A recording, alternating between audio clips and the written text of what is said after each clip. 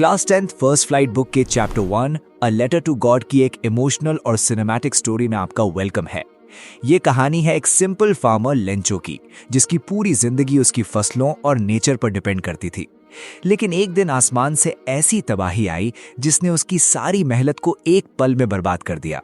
और फिर उम्मीद के सहारे उसने एक ऐसा कदम उठाया जिसे सुनकर पूरा गांव हैरान रह गया। तो चलिए देखते हैं NCERT line by line animated explanation a letter to God. Lencho एक फार्मर था जो उस घर में रहता था जो पूरी वैली में अकेला घर था, एक छोटी सी पहाड़ी की चोटी पर बना हुआ। उस ऊंचाई से नदी भी क्लियरली दिखाई देती थी और मक्के के पके हुए फील्ड्स भी, जहां छोटे छोटे फूल खिले हुए थे जो हमेशा एक अच्छी हार्वेस्ट यानी फसल का प्रॉमिस देते थे। धरती को बस एक चीज की जरूरत थी, तेज बारिश या कम से कम एक अच्छी रेन की। पूरी सुबह लेंचो, जो अपने फील्ड्स को बहुत अच्छे से जानता था, बस नॉर्थ ईस्ट की तरफ आसमान को देख रहा था। लेंचो ने बोला, अब हमें सच में अच्छा पानी मिलने वाला है वाइफ। लेंचो की वाइफ, जो सपर यानी दिन का आखिरी खाना प्रिपेयर कर रही थी, उसने जवाब दिया, हाँ, अगर गॉड ने चाहा तो। लेंचो के बड़े लड़के फील्ड में काम कर रहे थे, जबकि छोटे बच्चे घर के पास खेल रहे थे। तभी वाइफ ने सबको आवाज लगाई, डिनर के लिए अंदर आ जाओ। खाने के दौरान ही, बिल्कुल वैसे ही जैसे लेंचो ने प्रेडिक्ट किया था, बारिश की बड़ी बड़ी बूंदें गिरनी शुरू हो गईं। नॉर्थ ईस्ट की तरफ बड़े बड़े क्लाउड्स पहाड़ों की तरह उनकी तरफ बढ़ते हुए दिख रहे थे। हवा फ्रेश और मीठी लग रही थी। लेंचो सिर्फ एक ही वजह से बाहर गया, बारिश को अपने शरीर पर महसूस करने का प्लेजर लेने के लिए। और जब वो वापस आया तो एक्साइटेड होकर बोला, ये आसमान से गिरने वाली सिर्फ बारिश की बूंदें नहीं हैं, ये तो नए कॉइन्स हैं। जो बड़ी बूंदें हैं वो 10 सेंट के कॉइन्स हैं और जो छोटी बूंदें हैं वो 5 सेंट की। एक सैटिस्फाइड एक्सप्रेशन के साथ लेंचो पके हुए मक्के के फील्ड्स और उन पर लगे फूलों को देख रहा था, जो बारिश की एक पर्दे जैसी लेयर से ढक गए थे। लेकिन अचानक एक तेज हवा चलने लगी और बारिश के साथ बहुत बड़े बड़े हेलस्टोन्स यानी ओले गिरने लगे।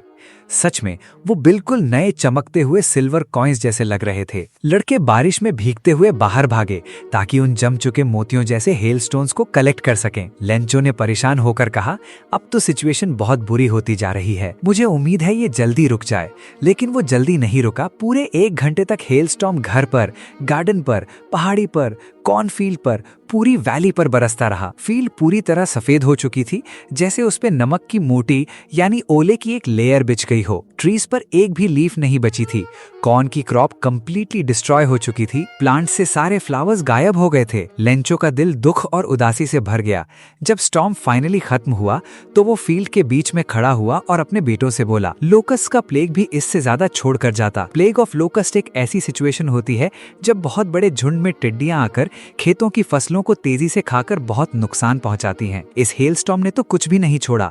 इस साल हमें बिल्कुल भी कॉर्न नहीं मिलेगा। वो लात बहुत दुख भरी थी। लेंचो ने बोला, हमारी सारी मेहनत बेकार चली गई, अब हमारी मदद करने वाला कोई नहीं है। इस साल हम सब भूखे रहेंगे। लेकिन उस सुनसान घर में रहने वाले सभी लोगों के दिल में एक ही उम्मीद बची थी, गॉड से मदद मिलने की उम्मीद। लेंचो ने कहा, इतना दुखी मत हो, चाहे ये सब एक टोटल लॉस ही क्यों ना लग रहा हो।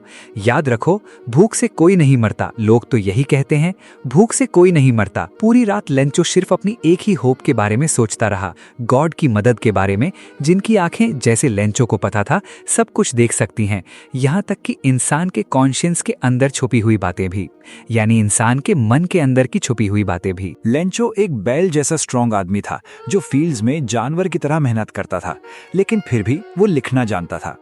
अगले संडे सुबह होते ही उसने एक लेटर लिखना शुरू किया, जिसे वो खुद टाउन ले जाकर मेल में डालने वाला था। वो किसी और के लिए नहीं, सीधा गॉड के नाम एक लेटर था। उसने लिखा, गॉड, अगर आपने मेरी मदद नहीं की तो मैं और मेरी फैमिली इस साल भूखे मर जाएंगे। मुझे 100 पेसोस चाहिए ताकि मैं अपने फील्ड में दोबारा बीज बो सकूं और तब तक सर्वाइव कर सकूं जब तक नई क्रॉप ना जाए। क्योंकि हेलस्टॉर्म ने, लेंचो ने इसके आगे नहीं लिखा क्योंकि उसे ये लगता था कि गॉड को पता है कि लेंचो के साथ क्या दुर्घटना हुई है। उसने एनवेलप पर टू गॉड लिखा, लेटर को अंदर रखा और थोड़ा परेशान होकर टाउन की तरफ चला गया। पोस्ट ऑफिस में उसने लेटर पर स्टैंप लगाया और उसे मेल बॉक्स में डाल दिया। एम्प्लॉयज में से एक आदमी, जो पोस्टमैन भी था और पोस्ट ऑफिस में हेल्प भी करता था, जोर जोर से हंसता हुआ अपने बॉस के पास गया और उसे गॉड के नाम वाला लेटर दिखाया। अपनी पूरी करियर में उसने कभी ऐसा ड्रेस नहीं देखा था।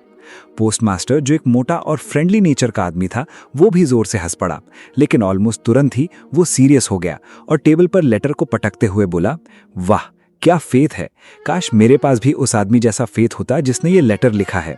इसने तो सीधा गॉड के साथ कॉरेस्पॉन्डेंस यानी बात शुरू कर दिया।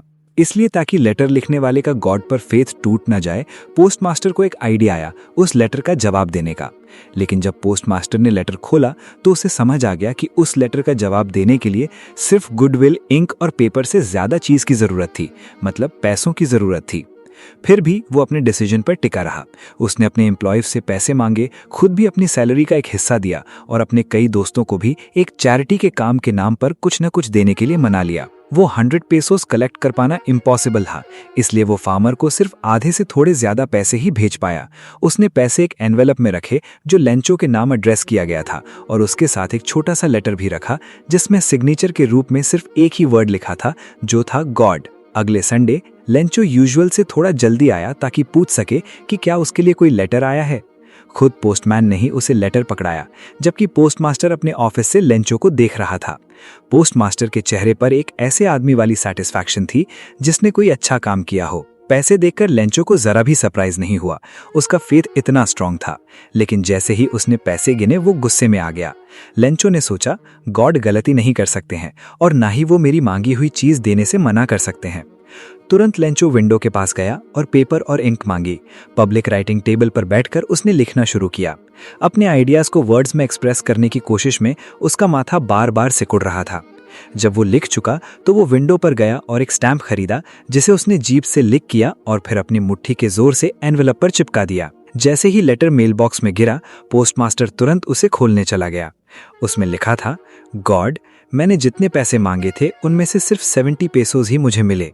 बाकी पैसे भी भेज दीजिए क्योंकि मुझे उनकी बहुत ज़रूरत है, लेकिन उन्हें मेल के थ्रू मत भेजना क्योंकि पोस्ट ऑफिस के एम्प्लॉयज एक बंच ऑफ क्रूक्स हैं, यानी बेईमान हैं। तो दोस्तों, यही थी class 10th first flight book के chapter 1 a letter to God की complete NCERT line by line animated explanation. उम्मीद है आपको ये चैप्टर अच्छे से समझ आया होगा और एनिमेशन के थ्रू स्टोरी और भी इंटरेस्टिंग लगी होगी। अगर वीडियो पसंद आई हो तो अपना रिव्यू और थॉट्स कमेंट्स में जरूर बताना। आपका सपोर्ट ही हमें मोटिवेट करता है और इसी तरह कंसिस्टेंसी मेंटेन करने में हेल्प करता है। Thanks for watching.